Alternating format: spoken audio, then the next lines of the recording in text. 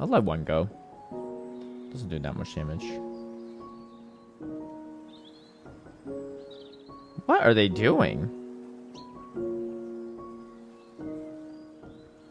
Why would they throw I'm so confused. So weird.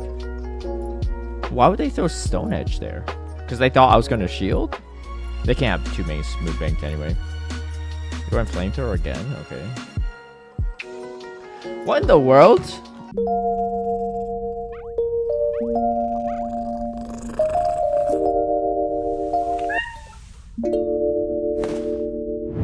Hey everyone, I hope you're doing well. Today I'm going to talk about a Great League team that's got me a lot of elo in the past week when it was all 3 leagues in rotation. Obviously Open Great League still around this week, so feel free to give this team a try. It's a Shadow Gligar with a Charge Bug and a Bastiodon in the back. And Bastiodon, a lot of teams still disrespect it, and it has a lot of play in various situations. But overall, I think that Charge Bug is very, very strong in this current meta as well. Let's dive into the battles and see how it goes. Before we get into the battles, I want to give a big shout out and thank you to all my patrons who've been supporting my content creation. If you'd like private one-on-one coaching, scrims against me, some of my league guides and strategies ahead of time, or even tune into my live stream battles, feel free to sign up through the Patreon link down below.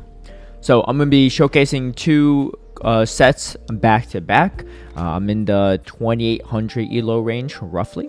But yeah, so going into the lead, we catch a Poliwrath, which is fantastic for our team.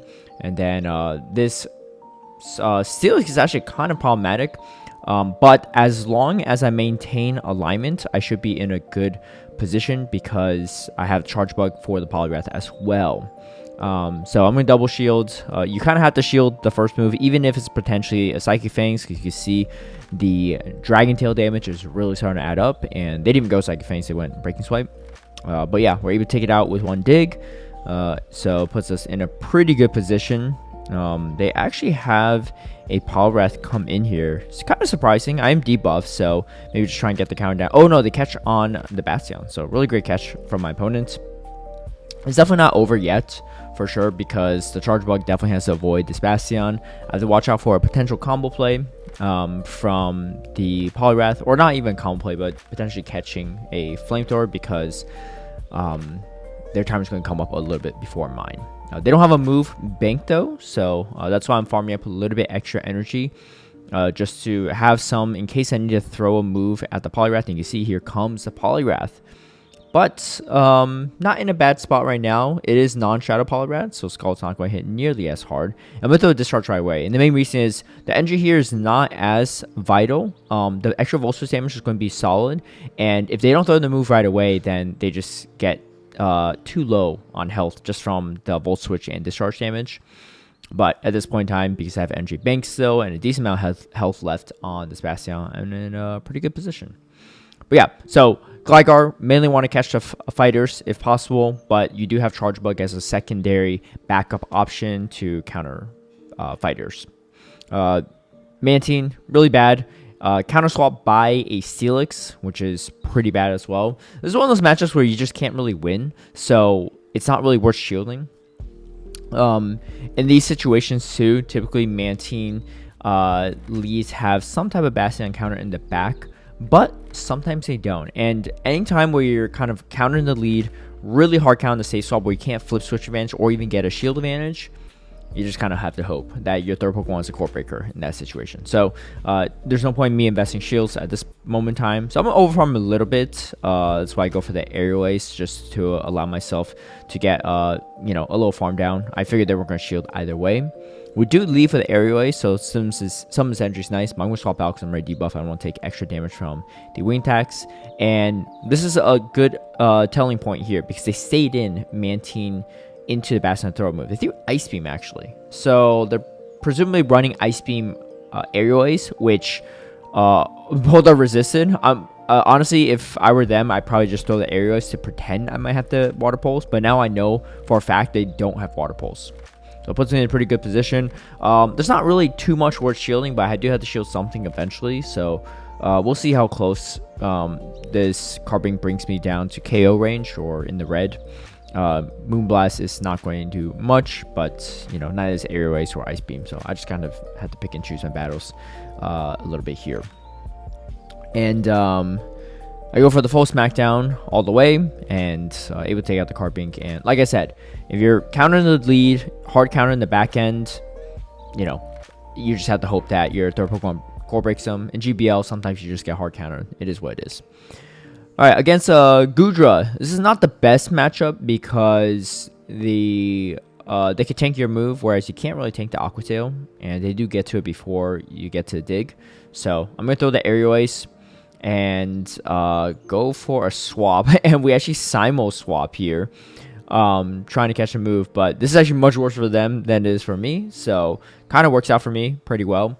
I'm going to hold on to my Gligar. Gligar has a lot of utility on this team. I didn't really discuss why, but it is your main Mud Boy counter.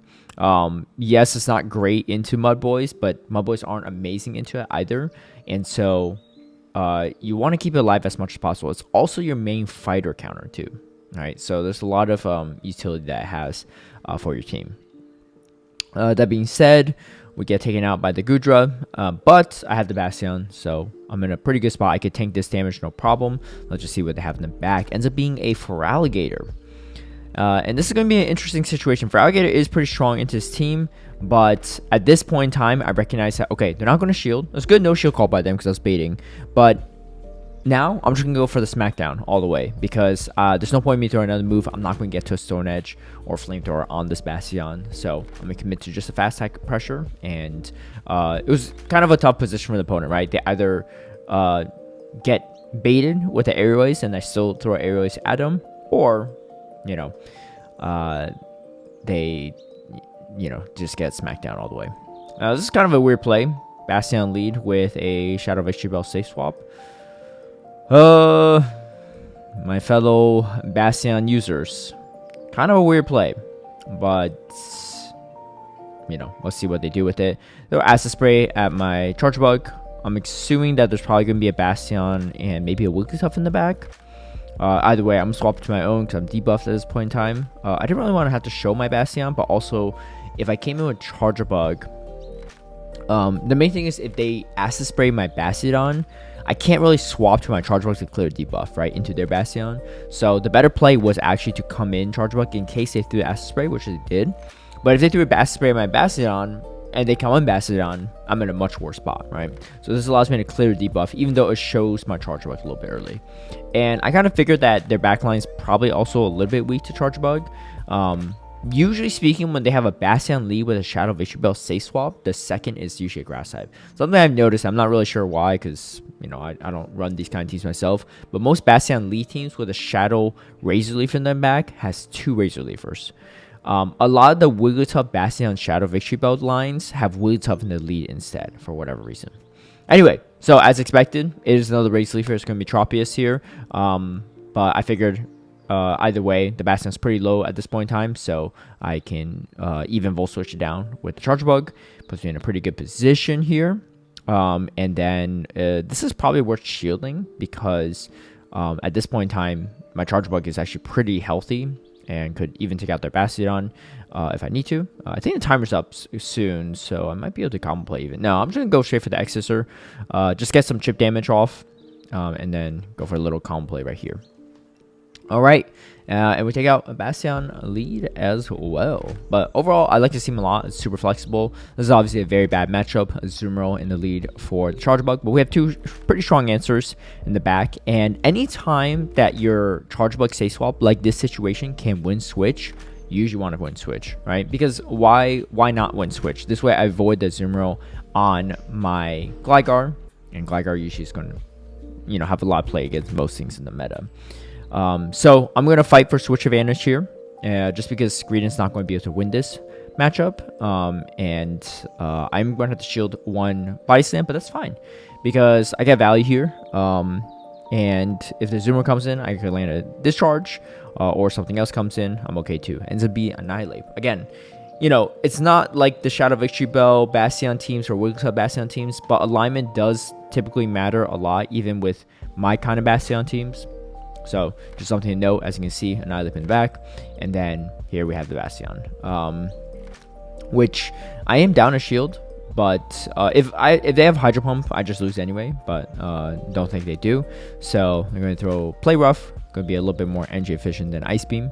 And the main point here is I just need to whittle this down as much as possible. I don't want to take this Azumarill out too quickly, because then the Niantic could just counter this down, come out with a bunch of energy. These have 2 shields, right?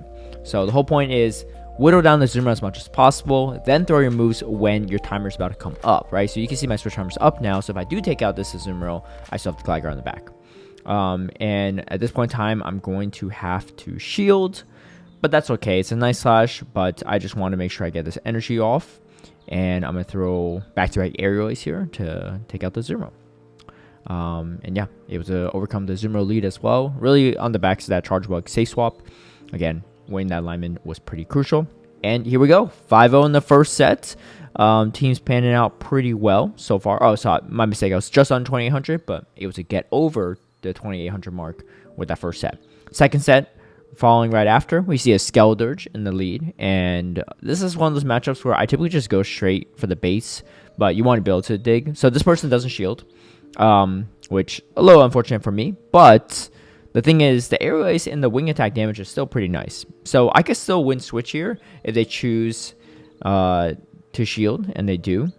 And I think I just let this go. I think it ends up being Starmie Voice. Yeah. Do I get to the next move? I still do. Right. So still pretty crucial there. So like I said, if I went for the dig and they did shield it, then it puts me in a much harder position. I have a Bastiodon here. So the reason why I call him Bastiodon instead of Charge Bug is also pretty solid into the Venusaur, is because if they have a Skeledirge in the lead, they probably have a Bastiodon counter in the back. Now, this is not really a Bastiodon counter, so I'm thinking, the true Bastiodon counter is probably something else. I'm still going to shield, though, in case it's a Sludge Bomb. It's going to do a decent amount of damage, but turns out this person just didn't really have much of a Bastiodon counter, so they actually have a Guzzlord in the back.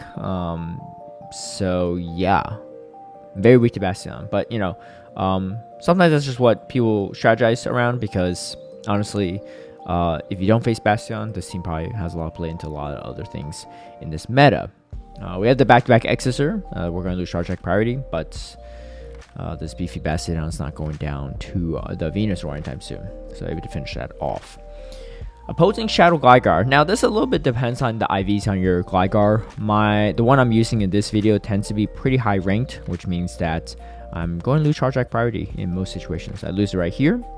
But what I personally like to do is fight for switch advantage, because again, if they have a Mudboy in the back, they have a fighter in the back, it becomes a little bit trickier. So I'm not even going to throw the aerial ace. I'm going to just actually overfarm a little bit first, because if I throw right then and there, I'm gonna lose Charge Attack priority. Oh, you already saw that I did, so I already knew at this point in time. But if that was the case, then I just have no energy, right? I have a little bit of health, but even Annihilate could potentially counter me down from that range. They have a Charge Bug, and as you can see, it's Annihilate in the back. So switch advantage was pretty important. I wasn't even so worried about my Bastiodon on their Charge Bug, but more so avoiding my Bastiodon on top of their Annihilate. This is kind of a bad play by me. I should have built up to this charge, but I think my opponent maybe just panicked and shielded or lost track of counts themselves. So yeah, there's that. They take me out with the Shadow Ball anyway, so nothing really changes too much. Maybe they had a little bit less energy. Kind of surprised I didn't get hit by a Shadow Ball here. Maybe miscounted the energy on my Bastiodon, but that's actually very nice for me, because I land the Flamethrower, I avoid the Shadow Ball damage, and if I got hit by a Shadow Ball, this match could be pretty close. But yeah, I think I still would have won, but it would have been much closer for sure. Anyway, Shadow Whiscash. How do I deal with Mud Boys in general? This is a great question, right? A lot of people are looking to seem like, man, you're just asking to lose to like every Mud Boy, every Whiscash, Swampert, and Quagsire. But it's actually pretty manageable. Shadow Whiscash I particularly like. You always want to throw before their Skull. Not always, but I typically like to, in case they debuff. But also, you know, this plays out pretty well for me, because what I usually do is I try to catch on their next Scald. I'm going to get to this move before their Scald. So if they shield this, I could just catch on my Scald. I have like nearly full health on the Gligar, right? But what I found is that most Whiscash users don't even shield, and they'll just be happy with the shield advantage they have. However, my backline, pretty strong into that Skarmory. This is actually a team that I featured in my critique corner, the team that Purple Kyogre used to hit Legend with. I don't actually know if he was the one that create this team or not, but it has been pretty popular, especially since he hit Legend. I made a video on it as well. I don't know how many people got the idea from my video. Probably not that many, but a lot of them probably recognized from Purple Kyogre. Running it, and simply a Shadow or non-Shadow Whiscash with a Tentacruel and a Skarmory in the lead, in the back. And the increased usage of that team has been helpful for this team, because this team has a pretty solid matchup into it, despite the fact that there's a Whiscash. Okay, this is a much tougher matchup for sure. Skarmory in the lead, Gligar in the back. Again, I'm going this time around. I'm going to try to grab a shield from them at least. This looks like it's going to be, yeah, a dig. So I kind of want to grab shields here and see what I can do. If I flip switch advantage, great. But yeah, usually in these situations, they probably want alignment very hard themselves too. So I'm in kind of a pickle here. The unfortunate part is I shield the Aerial Ace instead of dig. I think a lot of experienced players will go for that Aerial Ace instead, because double Aerial Ace usually is close enough to KO. So especially shields up. Dig is a little bit tougher to use in those situations. I'm going to come in Bastiodon, just smack it all the way down, see what we can do, and hope that the third Pokemon is kind of weak to my Bastiodon. But I should go back in with the Charge Bug, which is probably better because I want a little bit energy lead in case they have like a fighter or something. But I'm in a really tough spot already. They shield, so I'm thinking, okay, probably Annihilate, some type of fighter. Poliwrath ends up being Whiscash. There's no play there.